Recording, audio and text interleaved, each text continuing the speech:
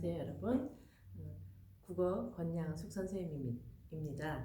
저는 잘 들리는 국어를 지향하고 있는데요. 왜냐하면 수업하면서 우리가 수학처럼 문제를 푸는 것도 아니고 여러분들이 과학처럼 식을 베껴 쓰고 암기해야 되는 그런 과목이 아니에요. 그리고 영어와 독일어, 다른 외국어처럼 외워서 단어 시험을 보거나 그러지 않습니다. 그렇기 때문에 여러분들이 이해를 하고 제가 말하는 것을 잘 들으면서 머릿속으로 의문을 갖고 비판도 하고 질문을 가지면서 문제 해결해 나가는 과정이 굉장히 중요하다고 생각이 돼요. 그래서 선생님은 뭔가 보여주는 것보다 이렇게 말하면서 전달하는 게 중요하다고 생각을 하기 때문에 이번에 온라인 수업을 준비하면서 우리 이화여고 선생님들이 굉장히 준비를 많이 하셨어요.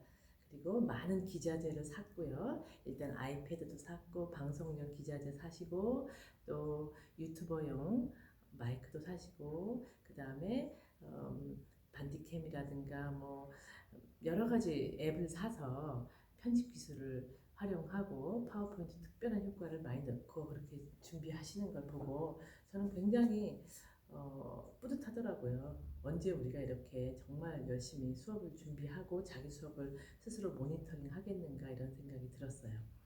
그런데 제 생각에는 제가 국어를 33년 가르쳤는데 그렇게 온라인 수업 준비하는 것도 좋지만 전통적인 국어 수업의 방식을 여러분들에게 직접 만나서는 못하지만 집에서 편하게 듣지만 그런 수업 분위기를 느꼈으면 좋겠다 싶어서 제 수업의 세팅을 못하기도 합니다. 온라인 수업 준비 여러 가지 기자재를 못 다루고 일단은 아이패드도 없고 그렇지만 이렇게 교실이 나오게 칠판하고 교훈 그 다음에 태극기 반 이름 이렇게 다 나오게끔 구성을 했습니다. 그러니까 여러분들이 여러 가지 화려한 기법을 사용하시는 선생님들의 수업은 많이 들을 수 있을 거라고 생각하고요. 저는 클래식 그리고 또한 보는 것보다 듣는 국어 수업을 지향하기 때문에 그런 점을 이해해 주시고 편하게 들어주셨으면 좋겠습니다. 물론 질문이 있으시면 우리 댓글에다 남겨주시면 제가 성심껏 대답을 해드리겠고요. 지금 우리가 얘기하는 게 시험에 나요? 이렇게 질문하는 학생들이 가끔 있어요. 그리고 책 어디다 써요? 이렇게 질문하는 학생들이 있어요. 잠시 후에 대답해 드릴게요. 그리고 일단 우리가 처음 시작할 때 국어는 땡땡이다 이런 얘기를 했죠.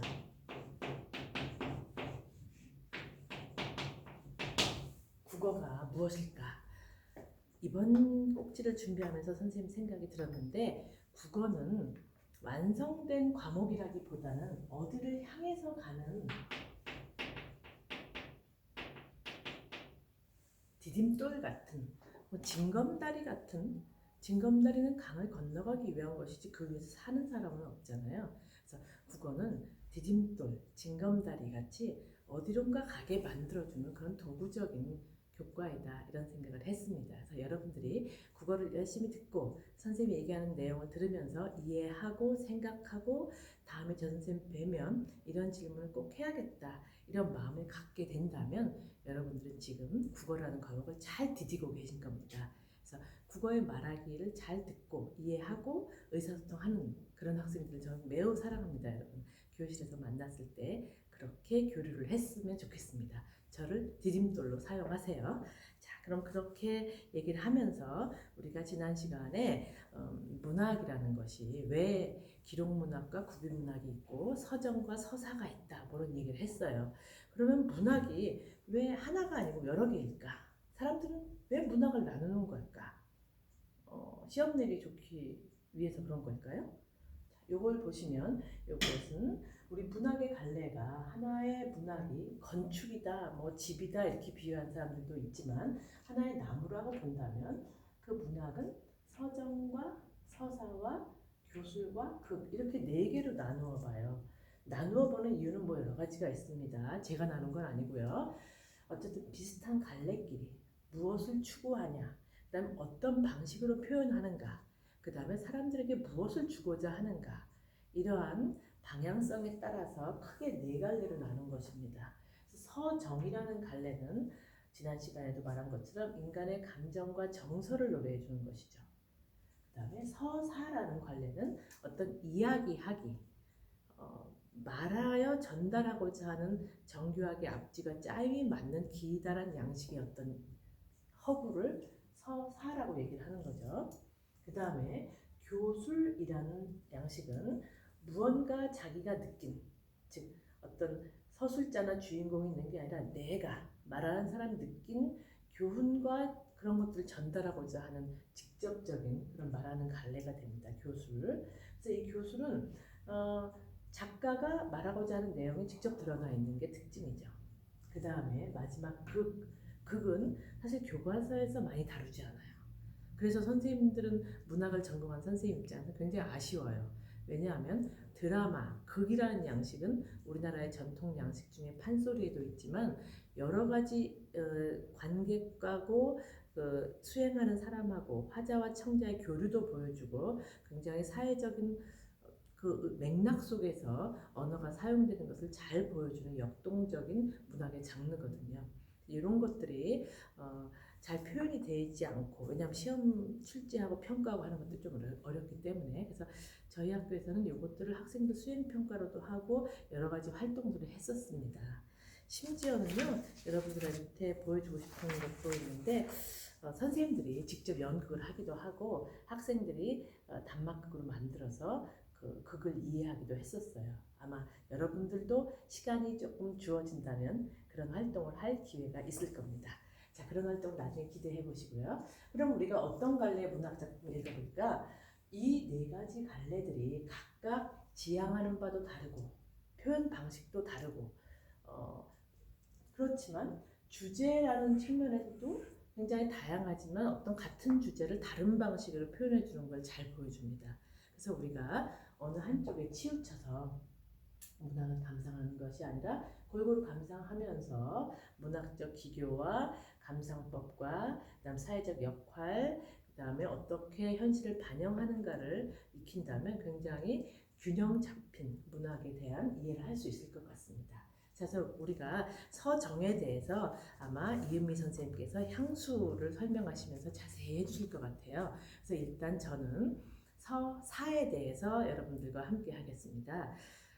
김현진 선생님께서 허생전이라는 우리나라 고대 소설에 대해서 설명을 해주실 텐데요. 그 진행 과정에 밑에 깔리는 소설이라는 서사 양식에 대해서 조금 같이 공부해 보고자 해요. 일단 서사라는 관례는 누가 있어야 되냐면요. 여러분들이 중학교 때 많이 배웠을 거예요. 서사, 그 다음에 산문. 물론 산문 문학이라는 것은 상대되는 개념이 운문이라는 것입니다. 즉 운율이, 리듬이, 율격이 있는 문장으로 표현된 것이 운문이고요. 이것은 우리나라 문학에서 시라는 장르에서 주로 나타납니다. 자, 산문 같은 경우는요, 운율이 있는 문장이 아니에요. 길어서 풀어쓴 그 문장을 통해서 나타나는 장르인데 이 산문 문학의 대표적인 것이 바로 소설이 되는 거죠. 소설, 수필 이런 것들이 산문 문학의 대표적인 장르입니다. 그렇다면 서사는 무엇인가? 서사는 서정에 대비되는 개념이에요. 서정이 지난 시간에 얘기한 것처럼 인간의 정서와 감정을 노래하는 장르라고 한다면 서사는 시간적 흐름에 따라서 어떤 서술자가 무언가를 이야기해주는 장르입니다. 그 이야기를 하기 위해서 우리가 필연적으로 어떤 것이 필요하냐면 시간성, 시간의 흐름이 필요해요. 그 다음에 누군가가 말을 해줘야 돼요. 서술자. 그렇죠? 그리고 이 사람이 얘기해주는 그 이야기는 반드시 어떤 사건이 있어야 돼요. 그리고 그 사건을 구성하는 배경, 어디서 일어났는가 하는 것이 있고 그 행위를 하는 사람, 인물이 있어야 돼요. 만약 이 서술자와 인물이 일치할 수도 있고 일치하지 않을 수도 있겠죠. 뭐 이런 여러 가지 것들이 서사를 구성하는 요소들인데요. 아마 여러분들이 중학교 때 소설의 구성 3요소 하면 세 손가락을 딱 펴고 외웠을 거예요. 뭐냐면 인물, 사건, 배경, 인물, 사건, 배경 외웠을 거예요. 서사에서, 이 소설에서 굉장히 인물, 사건, 배경 중요합니다. 물론 우리가 서사가 바로 다 소설이냐 이렇게 질문했을 때 소설이라는 개념이 사실은 번역된 개념이에요. 그래서 서양에서는 로망스에서 노블로 가면서 좀 근대적인 긴 산문을 소설이라고 하거든요. 근데 우리는 그냥 번역해서 산문 문학 중에서 스토리를 갖고 있는 것을 지금 소설이라고 얘기하는 거예요. 그 전제하에서 이야기를 전개한다면 인물, 사건, 배경 중에서 이야기를 이끌어 나가는 사람이 인물이 되겠죠. 그 인물이 어떤 인물인가에 따라서 그 사건을 보는 관점이 굉장히 다릅니다. 사건을 풀어나가는 관점이 달라져요. 그래서 그 인물이 10대 아이인가, 5살짜리 아이인가, 아니면 50대 사람인가에 따라서 어떤 사건을 해석하는 것이 다르고 행하는 것이 달라지겠죠. 그리고 그 사람이 부정적인 사람인가, 조금 부끄러움을 많이 타는 사람인가, 아니면 굉장히 적극적이고 행동적인 사람인가에 따라서 사건의 전개는 굉장히 달라지게 됩니다. 그래서 이 인물은 그 사건을 이끌고 나가는 주동적인 역할을 하는 사람이죠. 그 다음에 배경이라는 것이 비가 오느냐, 눈이 내리느냐, 굉장히 날씨적인 요소도 있지만 시대적인 요소도 있습니다. 1970년대를 배경으로 할 수도 있고요. 2020년을 배경으로 할 수도 있고 2050년을 배경으로 할 수도 있어요. 그리고 한국을 배경으로 할 수도 있고요. 저 우주, 스페이스를 배경으로 할 수도 있어요. 이거에 따라서 주제가 굉장히 달라지고 분위기가 달라지겠죠. 그 다음에 사건 같은 경우는 이렇게 보면 돼요. 서정에서는 나는 기쁘다, 슬프다, 이런 느낌에 대해서는 토를 달지 않습니다. 물론 왜 그랬니? 라고는 물어볼 수 있겠죠. 근데 나는 그냥요, 혹은 봄이 돼서 슬퍼요 라고 했을 때 어떻게 봄이 됐는데 슬프냐, 이런 것은 인과관계가 맞지 않는다라고 판단할 수도 있지만 시인들은 그렇게 써요. 때때로는 문법도 파괴하면서 쓰기도 해요. 이것을 시적 허용이라고 그러죠. 잠깐만요, 선생님이.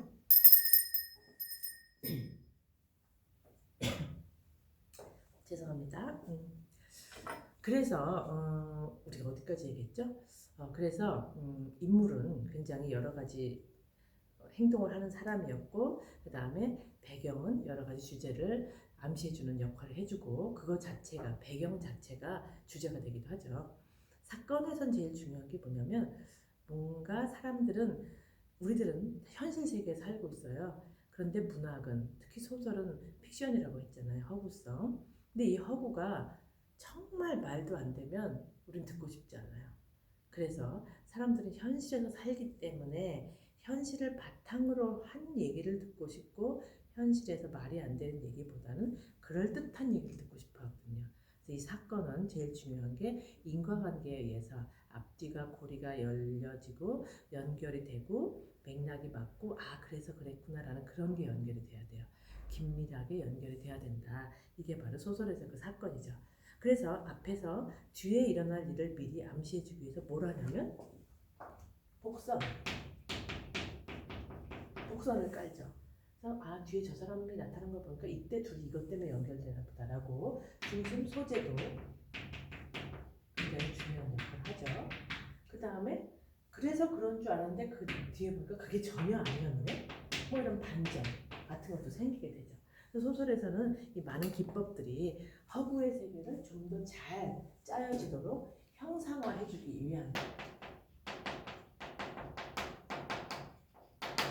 사실은 아닌데 어떤 사실처럼 느껴지게 만드는 그런 부여를 하는 역할을 하게 됩니다. 그래서 이 소설은 사실은 작가의 상상력에 의해서 창조해낸 세계죠.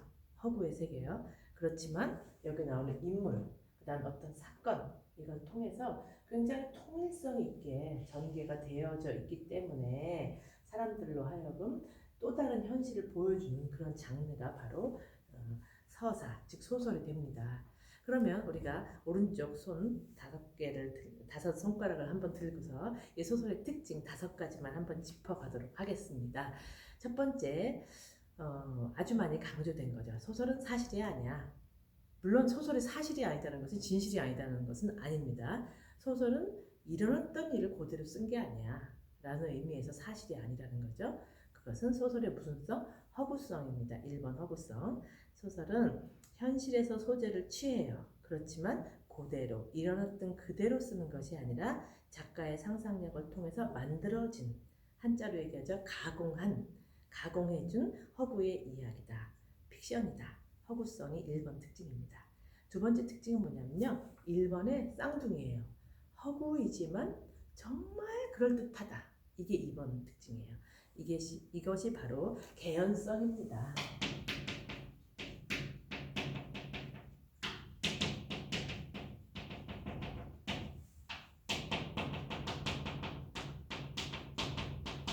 그래서 개연성은 뭐냐면 있었음직한, 그럴듯한, 그럼직한 이야기, 이게 바로 개연성이고, 이것은 사건이 굉장히 잘 짜여져 있기 때문에 일어나는 것이고, 이 개연성으로 인해서 사람들은 소설을 읽으면서 고개를 끄덕이면서 진짜 그럴 수도 있겠구나, 나도 그때 그랬어, 이거 진짜 감동인데, 이런 걸 느끼게 되는 거죠.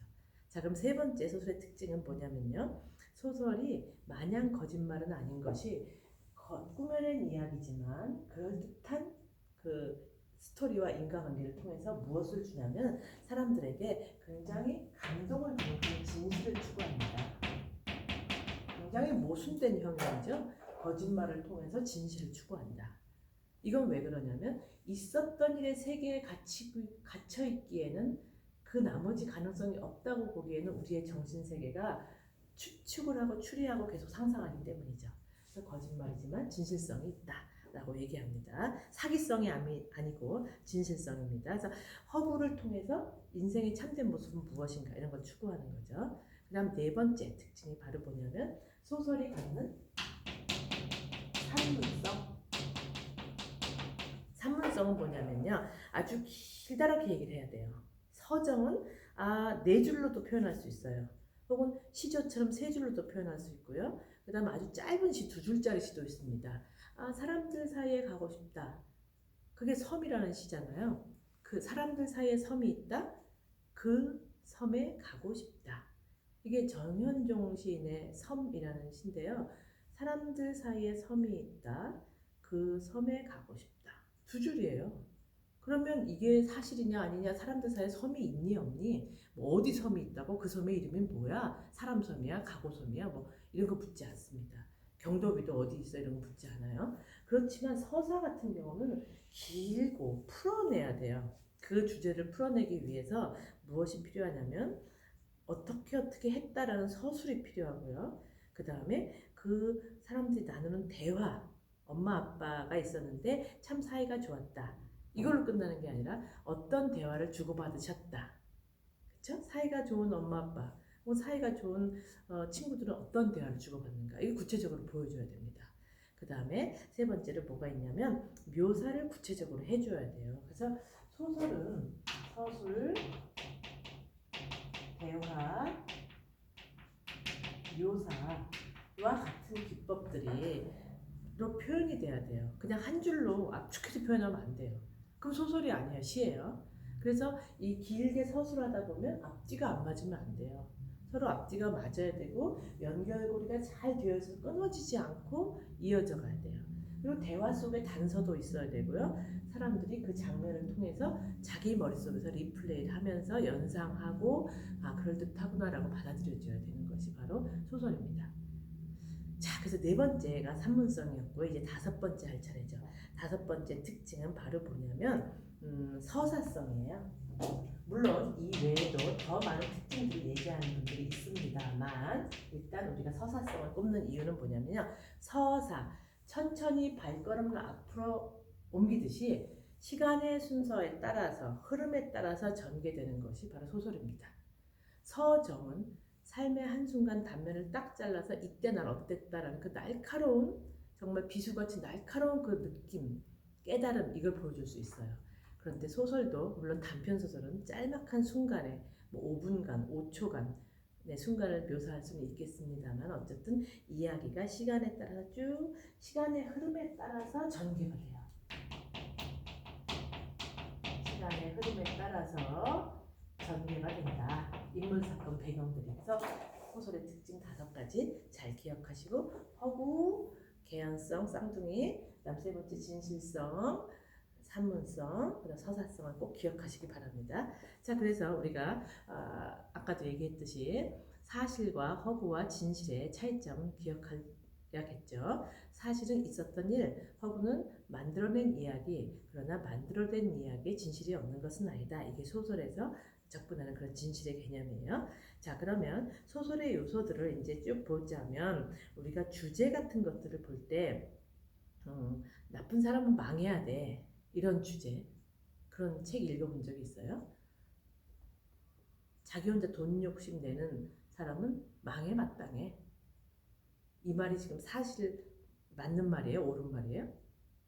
놀부는 망해야 돼. 여러분 찬성해요? 반대해요? 자, 소설에서 우리나라의 역사에 한국 고대 소설과 현대 소설을 또 구분해서 볼 때 고대 소설에서는 주제를 나타낼 때 굉장히 직접적으로 드러나게 한 부분이 있습니다.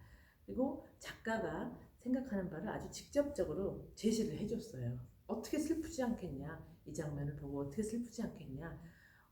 놀부가 그 망한 일 모두 다 기뻐했다.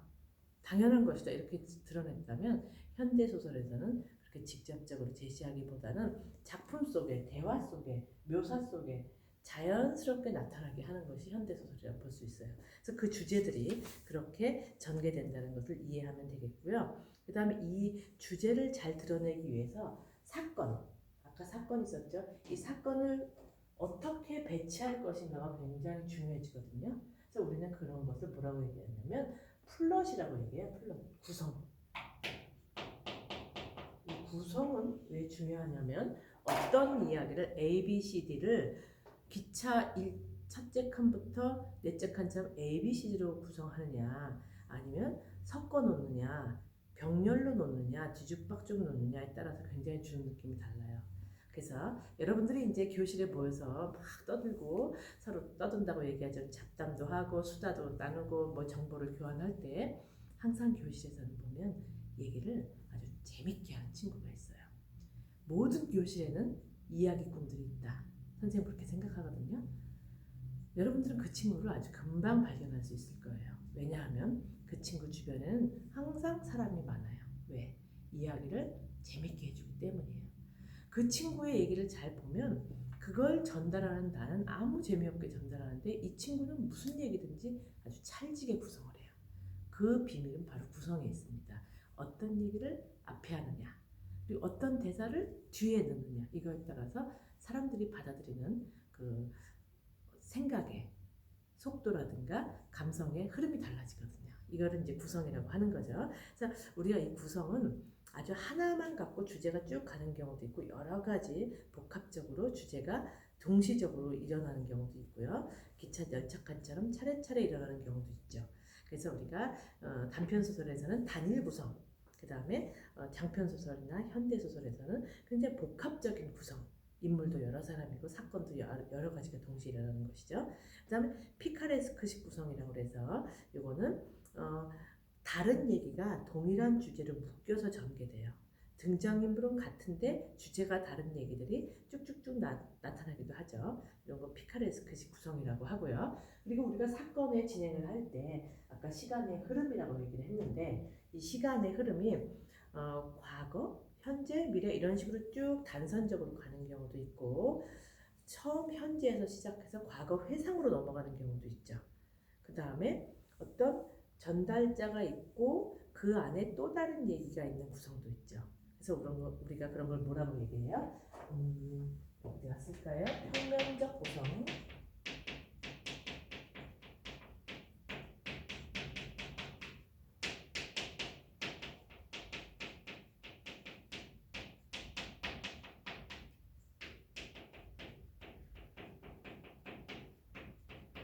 그래서 우리 구성을 다룰 때 이런 것들이 굉장히 섞여져서 많이 나와요. 지금 여기서 현재에서 과거로 간 것인지 아니면 미래에서 온 건지 뭐 이렇게 해서 현대 소설에서는 입체적 구성들을 많이 쓰죠. 액자식 구성은 주인공이 따로 있으면서 그 이야기를 전달해 주는 사람이 있을 때 액자식 구성도 굉장히 많이 쓰는 구성이죠. 자, 이런 것들을 기억을 하시면서 우리가 이 구성의 시간 구성의 단계가 있기 때문에 소설에서는 5단계가 있다고 얘기를 하는데 그 서사성의 단계 5단계 여러분들 다 기억하시죠? 왼손 5개로 해볼까요? 자, 발단, 전개, 위기, 결정, 결말. 그러면 이게 처음부터 사건이 폭발하는 것이 아니라 처음에 발단에서 어떻게 해요? A가 시작되면서 등장인물 소개, 배경은 어디다 라고 하면서 앞으로 뭔가 어떤 사건이 일어나겠지 라고 실마리를 주는 게 바로 발단이죠. 그럼 전개는 조금 더 올라갑니다. 올라가면서 어떤 게 나와요? 사건이 조금 본격화되면서 갈등이 슬슬슬슬 드러나기 시작하는 거예요. 아, 여기서 주동과 반동은 누구겠구나 라고 짐작하죠. 여러분들도 아마 많이 친구들이 갈등을 만들고 폭발하고 해결하는 과정 많이 봤잖아요. 그때 아, 쟤랑 그럴 것 같은데 앞으로 뭐 이런 생각 해봤을 거예요. 자, 위기는 갈등이 점점 고조되고 심화되는 겁니다. 위기, 말 그대로 뭔가 새로운 사건이 일어나서 그 다음 단계의 갈등이 더 큰 갈등을 유발시키는 그런 게 바로 위기고, 약간 반전도 여기서 나타나게 되는 거죠. 그 다음에 제일 높은 단계인 절정에서는 갈등이 최고조로 가면서 독자들도 아주 폭발적으로 흥분하면서 그 갈등을 지켜보게 되는 관계죠. 그런 다음에 이것이 마무리되면서 등장인물이 결정되는, 운명이 비극이냐 희극이냐 해피엔딩이냐 결정되는 것이 마지막 결말 부분이 되는 것입니다. 그래서 이게 시간 순서로 서사성을 갖기 때문에 소설에서는 발단, 전개, 위기, 절정, 결말 이렇게 따르게 되는 거죠. 물론 현대소설에는 좀 예외적인 것도 있습니다만 고전적인 정의로 우리는 그렇게 정의를 내리는 겁니다. 서정 같은 경우는 시에서 발단, 전개 이렇게 가진 않거든요. 서사는 산문이기 때문에 그렇다라는 것을 꼭 기억하시고요. 자, 그럼 여기서 질문하는 학생이 있어요. 선생님, 현대소설은 갑자기 시작하거나 갈등이 바로 앞에 오거나 이런 경우도 있어요. 그거는 뭐 전형적인 소설이 아닌가요? 근데 그런 건 아니죠. 계속 새로운 양식을 도전하고 만들어가기 때문에 이 고전적인 교과서적인 정의에서 바탕으로 해서 여러분들은 현대소설들을 새롭게 해설할 수 있고 평가할 수 있고 또 비평할 수 있는 관점을 갖게 되는 겁니다. 그래서 지금 선생님이 설명한 것은 굉장히 플레인하고 평이하고 그리고 아주 기본적인 소설의 그 갈등이다, 이렇게 이해하시면 되겠습니다. 자, 그러면 잠깐 쉬고서 문체에 대해서 한 번 더 나갈 건데요. 그 전에 제가 여러분들한테 꼭 소개해주고 싶은 책이 있어서 들고 나왔습니다. 아주 재미는 없습니다. 재미가 없지만 여러분들이 만약 이것을 다 읽는다면 굉장한 이해력을, 한국말과 한국 문학과 한국 문화에 대한 이해력을 획득하게 될, 더불어 인내심은 덤입니다. 자, 이 책을 소개해 드릴게요. 염상섭의 3대. 이 3대는 지금으로부터 100년 전 1920년을 묘사한 소설입니다. 100년 전 한국이 어땠을까요? 100년 전 서울, 100년 전 광화문 거리는 어땠을까요? 우리가 막연하게 생각하는 개화기라는 그 풍경을 잘 보여주는 사실주의 문학이거든요. 그래서 이것이 인정받는 이유는 3세대가 할아버지와 아들과 손주의 세대가 공존하면서 가치관의 차이를 보여주기 때문이에요. 그래서 개화라는 것이 우리가 막연히 생각할 때는 보수주의자들이 있고 뭐 유학파들이 있었고 급진파가 있었나 보다 이렇게 이해하는 정도라면, 이 염상섭의 문학에서는 그 세대를 잘 파악하고 아주 세밀하게 묘사해줘요. 세밀하게 묘사해주고 그 다음에 할아버지와 아들, 손주의 대화를 통해서 그 시대의 주요 갈등은 무엇이었고 그 사람들은 어떤 어휘를 썼고 무엇이 중심된 문제였구나라는 걸 알 수 있게 해줘요. 자, 여기 지금 총 554쪽입니다. 지금 선생님이 갖고 있는 책이 37쇄에 들어간 책인데요. 이 책 꼭 읽어보시면 아주 길기 때문에 554쪽, 거의 우리나라에서는 뭐 레미제라블급이라고 할까요? 이 책을 처음부터 끝까지 쭉 읽을 수 있다면 굉장히 선생님이 인정하는 그 독해력이 뛰어난 학생이고, 중간중간이라도 보시면서 아, 우리나라 개화기 근대라는 것의 풍경이 이랬구나, 100년 전의 모습이 이랬구나라는 것을 기억할 수 있을 겁니다. 자, 그럼 이걸 소개를 하면서 잠깐 쉬었다 하겠습니다. 수고하셨습니다.